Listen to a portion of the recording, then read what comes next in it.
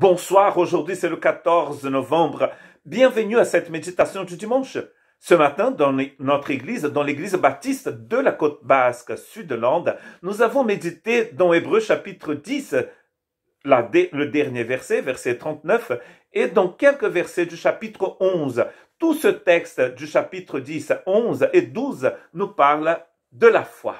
Un cadeau que Dieu nous donne pour que nous puissions être sauvés. Nous ne sommes pas de ceux qui se retirent pour se perdre, mais de ceux qui ont la foi pour sauver leur âme. Il dit ceci parce qu'il est en train de parler à des gens qui regardaient en arrière. Les choses étaient devenues difficiles parce que parfois la vie n'est pas simple et on peut même dire que la vie n'est pas un fleuve tranquille.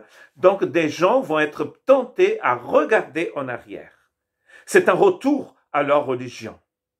Et la personne qui a écrit cette lettre, inspirée par le Saint-Esprit, leur dit, nous ne sommes pas de ceux qui regardent en arrière, de ceux qui se retirent pour se perdre, mais nous sommes de ceux qui ont la foi pour sauver leur âme. Et nous entendons encore ce cri d'Apocalypse chapitre 7, quand toutes les nations, tous les peuples, des gens de partout, de toutes les époques, sont devant le trône de l'agneau et ils crient, le salut appartient à l'agneau, à celui qui est assis sur le trône.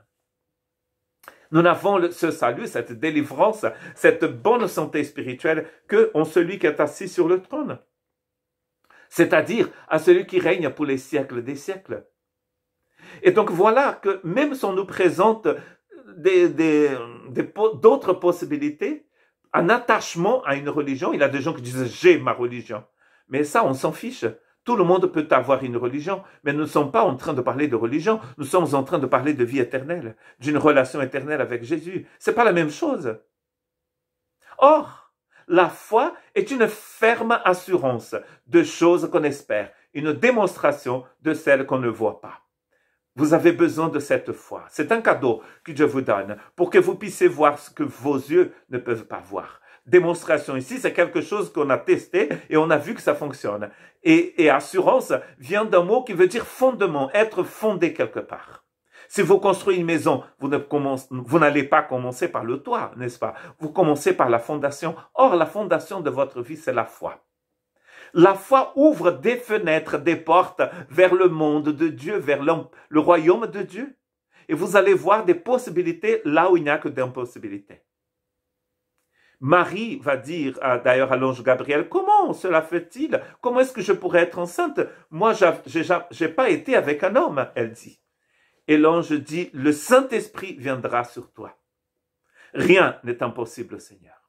C'est la foi. C'est pas la foi que d'ailleurs Marie va dire que ça soit fait selon cette parole. Et elle est devenue enceinte. C'est par la foi.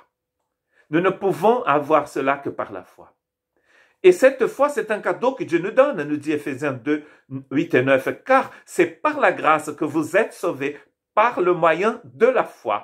Et cela, c'est-à-dire la foi, ne vient pas de vous, c'est un don de Dieu, c'est un cadeau de Dieu, un cadeau d'anniversaire que Dieu nous donne tous les jours, tous les instants de notre vie. Ce n'est point par les œuvres afin que personne ne se glorifie. On ne peut pas nous glorifier parce que ce n'est pas par nos œuvres, c'est un cadeau que Dieu nous donne. Comme une clé que Dieu vous donne pour ouvrir la porte de la grâce.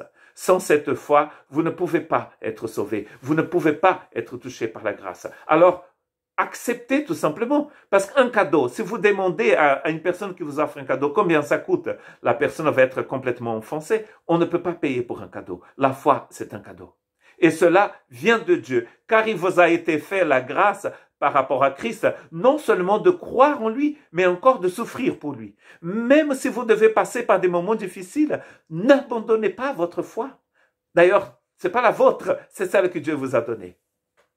Parce que parfois, nous pensons que la vie chrétienne, c'est un fleuve tranquille et que tout va aller bien. C'est sûr que tout va aller bien, mais certains de nos frères et sœurs ont été jetés dans la fosse lion. Et aujourd'hui encore, il y a des milliers de personnes qui sont mortes pour la foi.